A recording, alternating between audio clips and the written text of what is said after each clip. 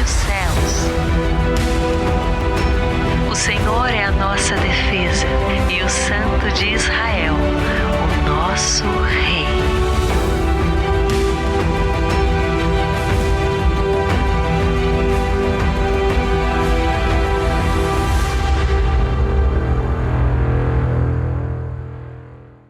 Bem-vindo ao Carina em Israel, caminhando pela Bíblia. Quero te convidar a estar comigo nesse lugar mais do que especial da fé cristã, o túmulo vazio de Jesus Cristo.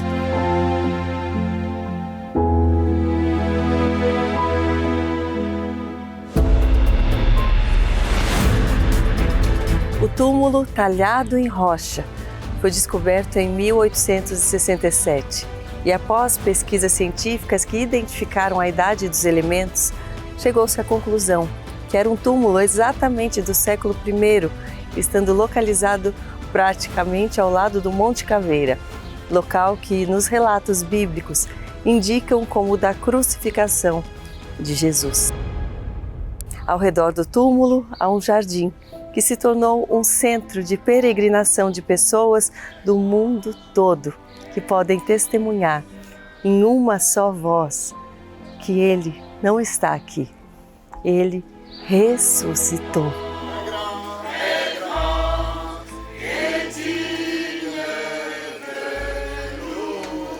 A palavra nos diz assim.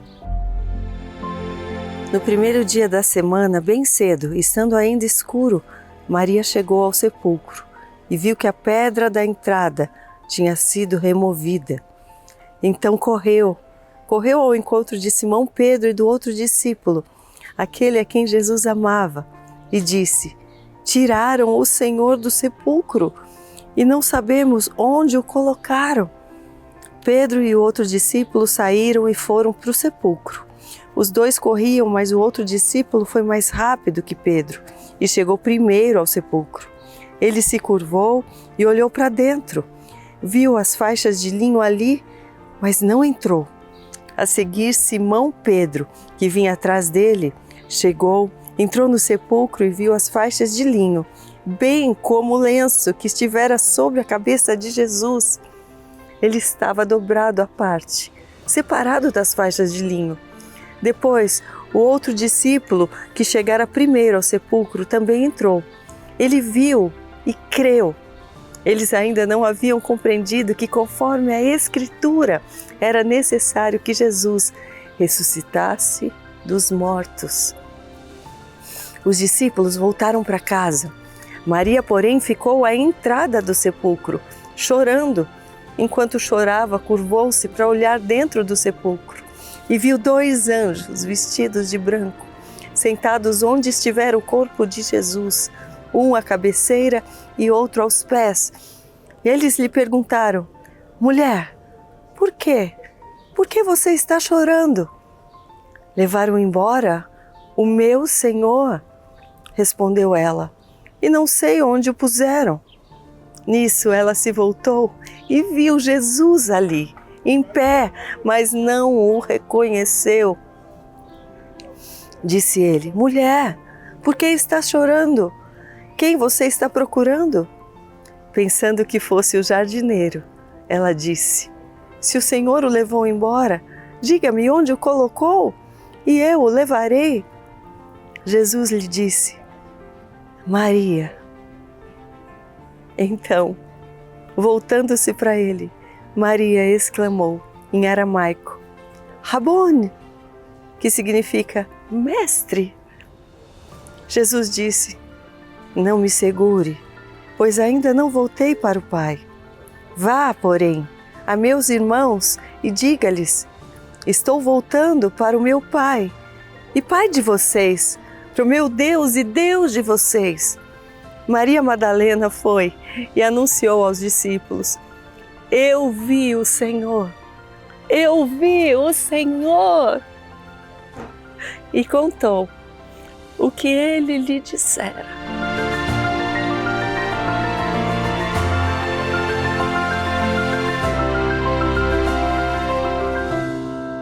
Aqui neste jardim está a razão da pregação das boas novas do Evangelho. o túmulo está vazio.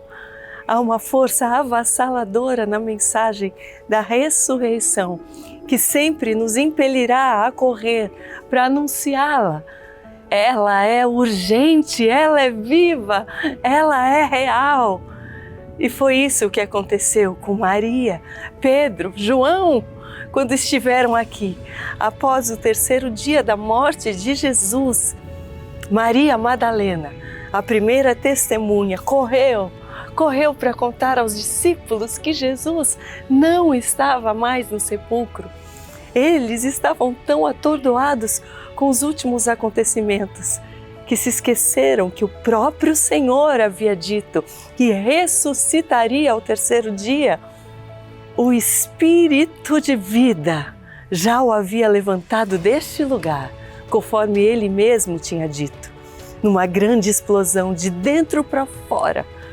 Pois o milagre da ressurreição ninguém viu, ninguém ouviu, mas todos que passam por aqui podem testemunhar. Acontece que a reação do ser humano perante a boa nova da ressurreição realmente choca a própria consciência da natureza do homem. É como se já tivesse registrado em nosso DNA que estamos condenados a perder e a morrer e que a morte é um fato inevitável que temos que enfrentar. Isso acontece porque a morte entrou na terra através do pecado. E é o pecado que produz em nós esse ambiente de morte. Por isso as pessoas reagem tão diferente quando recebem o Evangelho.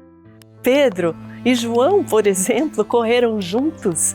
Um chegou primeiro, mas não entrou. E o que chegou depois? Entrou primeiro. Algumas pessoas estão na frente, ouvem falar de Jesus há anos, mas não entram, não se aprofundam. Outras é como se estivessem engatinhando, recebem a mensagem agora, mas já entraram, já entram de primeira, então entenderam que precisam ir até o fim. Por quê? Porque o pecado não lhes domina mais. Talvez Maria tenha sido a primeira a testemunhar a ressurreição, porque o julgamento ao qual ela estivera submetida e sentenciada a fez com que ela ficasse cara a cara com a morte.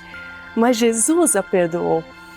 Ela tomou posse de toda a vida que o perdão traz consigo. Por isso ela estava agora sendo a primeira a experimentar o que a morte de Cristo estava lhe proporcionando: vida e vida em abundância.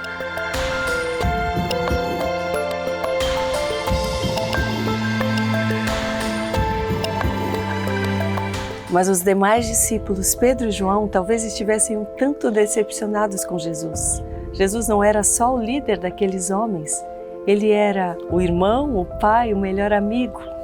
Jesus era o mestre que eles honravam e desejavam coroar como rei, um rei guerreiro que os libertaria do Império Romano. Agora, porém, parecia tudo estar acabado. E que notícia era essa? O corpo não estava mais lá. Como não saiu correndo para se encontrar com ele? Talvez eles pensaram que, quando chegassem aqui, iam encontrar um coro celeste cantando glória ou alguma manifestação sobrenatural. Mas não, estava tudo em silêncio. A morte, ela é mais barulhenta do que a vida. O milagre da ressurreição é de dentro para fora. Ninguém viu, ninguém ouviu, mas todos que passam por aqui podem testemunhar. Maria permaneceu observando todas essas coisas, olhando para dentro do túmulo e chorando baixinho.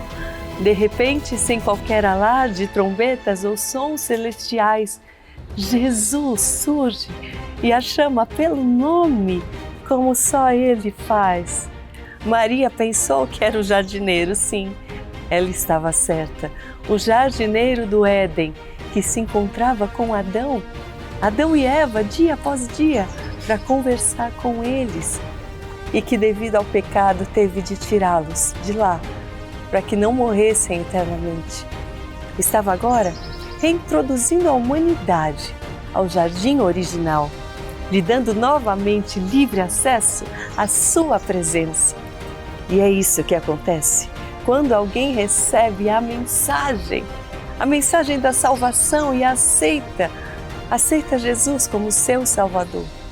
Alguns pensam que haverá raios, trovões, sinais celestiais. Não, é só a doce e gloriosa presença daquele que te chama pelo nome. E ninguém precisa ver, nem ouvir, só você, que sabe o que aconteceu com você e é capaz de testemunhar. Talvez você possa até pensar, minha vida está de cabeça para baixo, eu tenho tantos problemas, várias situações sem solução. Mas a palavra do Senhor te diz, em 1 Coríntios 15, se é somente para essa vida que temos esperança em Cristo, somos de todos os homens os mais dignos de compaixão. Mas de fato, Cristo ressuscitou dentre os mortos, sendo Ele as primícias dentre aqueles que dormiram. Visto que a morte veio por meio de um só homem, também a ressurreição dos mortos veio por meio de um só homem. Pois da mesma forma, como em Adão todos morrem, em Cristo todos serão vivificados.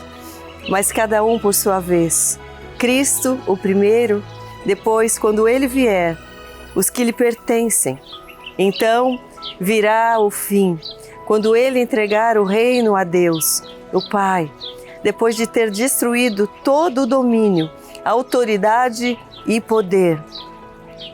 Pois é necessário que Ele reine até que todos os seus inimigos sejam postos debaixo de seus pés.